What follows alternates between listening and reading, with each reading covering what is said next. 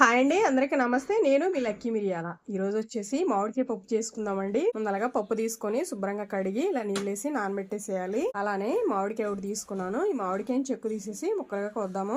ఇలా మామిడికాయని చెక్కు తీసేసి ఇలా సన్నగా ముక్కలు తరిగి పెట్టుకోవాలి. అలానే పచ్చిమిరపకాయలు కూడా ఇలా సన్నగా కట్ చేసుకోవాలి. ఇవి పప్పులో వేసుకుందాము.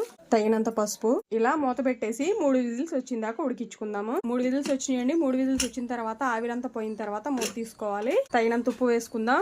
అలా కలిపితే చాలండి. కొన్ని వాటర్ వేసుకుందాం. స్టవ్ ఆన్ చేసాం, కళాయి పెట్టేసాం, తగినంత ఆయిల్ వేసుకున్నాము. అలానే మినపప్పు, శనగపప్పు, ఆవాలు, జీలకర్ర, ఎండుమిర్చి ఇవన్నీ వేగే వరకు వేపుకుందాము. కరివేపాకు, వెల్లుల్లి వేసుకుందాము. కొంచెం ఇంగువ వేసుకుందాము. 1 స్పూన్ కారం. ఇలా పోపులో వేస్తే కారం టేస్ట్ అనేది చాలా బాగుండిద్ది. ఇప్పుడు పప్పులో వేసుకుందాం. పోపు